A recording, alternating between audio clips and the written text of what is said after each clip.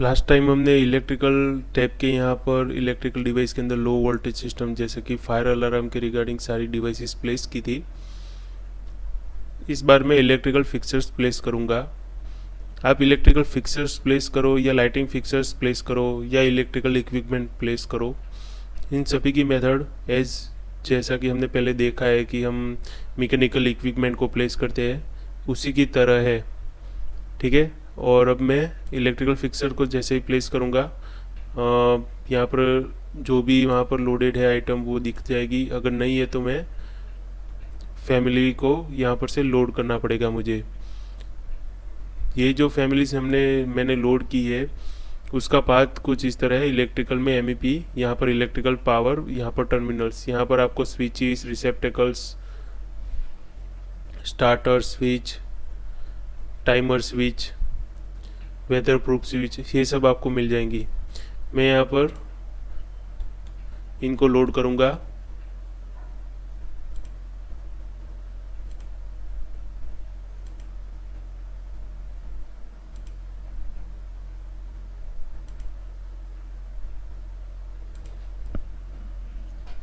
Load करने time मुझे elevation और वो सब ध्यान रखना होगा।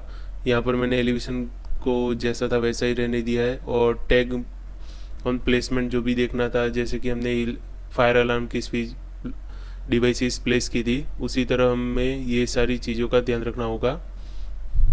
और जैसे ही हम किसी भी फिक्सर्स को रखते हैं तो सबसे पहले मेरी एडवाइस यही होगी कि हम उसकी फैमिली को ऐड करें, उसकी पूरी प्रॉपर्टी को देखें कि उसका इलेक्ट्रिकल डेटा कैसा है, उसकी टाइप को देख ले, वो कितने वोल्टेज के लिए बनी है, उसका लोड कितना है।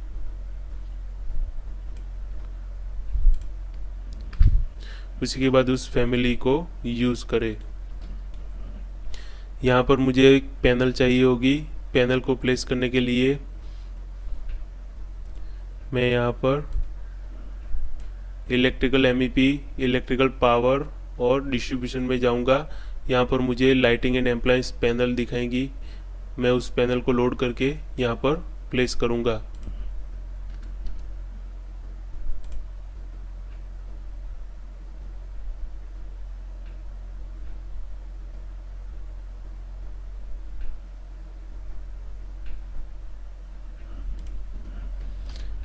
मैं उसका नाम प्लेस करता हूँ डायरेक्ट m_। ओके, यहाँ पर भी पैनल का नाम नहीं है, m_।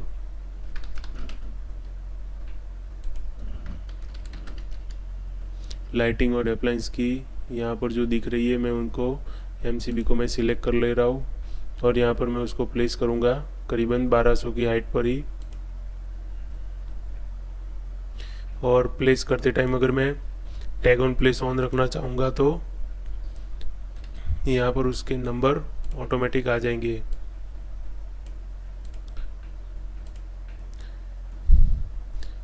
मैं आइटम को, पैनल को सिलेक्ट करने के बाद उसका मैनुअल मार्क और वो सब ऐड करूँगा MP-2 और यहाँ पर पैनल का नाम भी लिख दूंगा MP-2।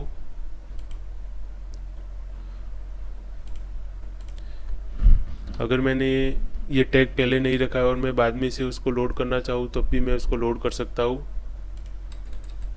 यहाँ पर मैं उसका नाम MP-1 कर दूंगा।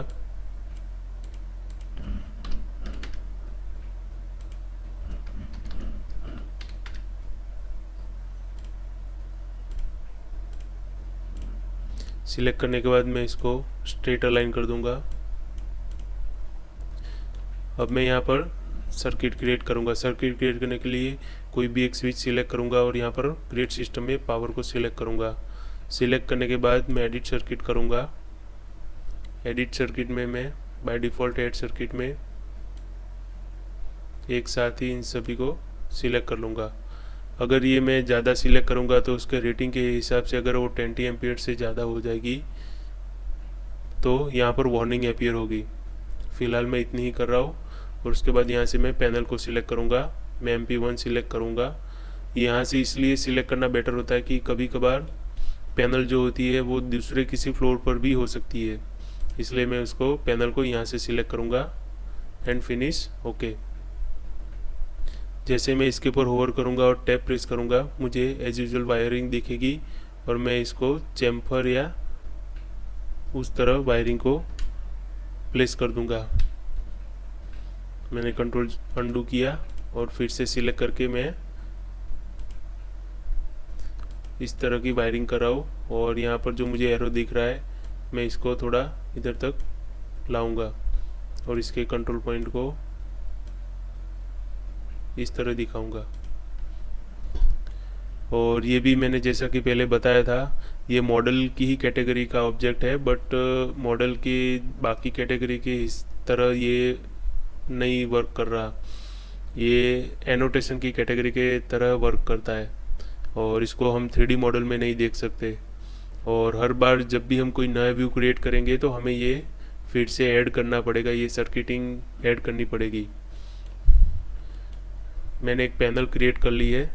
पैनल क्रिएट करने से पहले ही जब हम पैनल को प्लेस करेंगे तो पैनल का डिस्ट्रीब्यूशन सिस्टम हमें देख लेना चाहिए और उसका डेटा भी देख लेना चाहिए। यहाँ पर ये जो पैनल है 208 वोल्ट और 3 पोल सिस्टम से बनी हुई है जिसकी डिस्ट्रीब्यूशन सिस्टम ये है।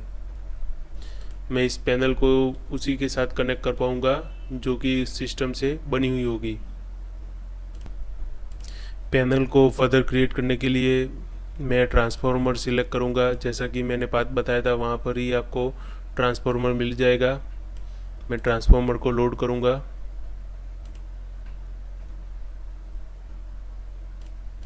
मैं ट्राई टाइप के ट्रांसफार्मर को लोड करके यहाँ पर प्लेस करूँगा। डबल क्लिक हो चुकी थी।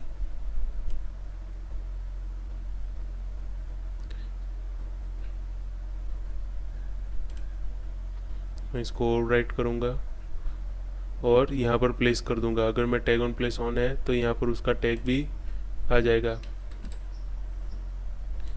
ये बाय डिफ़ॉल्ट उसने इसका MP3 रख दिया है। मैं यहाँ पर इसका नाम चेंज कर दूँगा ट्रांसफॉर्मर और सेम चीज़ उसी को पैनल का नाम भी दे दूँगा। ट्रांसफार्मर जैसी पैनल को डिस्ट्रीब्यूशन सिस्टम हम एक बार चेक कर लेंगे और यहाँ पर सेकेंडरी डिस्ट्रीब्यूशन सिस्टम भी हम दे देंगे। यहाँ से 120/208Y इसकी सेकेंडरी सिस्टम क्रिएट करने के बाद हमने जो ये पैनल क्रिएट की थी उसके सोर्स को कनेक्ट करने के लिए यहाँ पर मैं पावर को सिलेक्ट करूँगा, सर्किट क्रिएट करूँगा और यहाँ पर जैसे ही सिलेक्ट करूँगा मुझे ये ट्रांसफार्मर दिखेगा। अब ये इसके साथ लोड हो चुका है। जैसा कि अगर मैं टैप प्रेस करूँगा तो यहाँ पर आपको ये एरो दिखेगा। उसी तरह मैं इसको भी उसके साथ कनेक्ट कर सकता हूँ ट्रांसफार्मर के साथ। इस तरह हम इलेक्ट्रिकल फिक्सर्स को प्लेस करेंगे और उसको पैनल के साथ कनेक्ट कर सकेंगे और पैनल को भी ट्रांसफार्मर के साथ कनेक्ट करते हैं।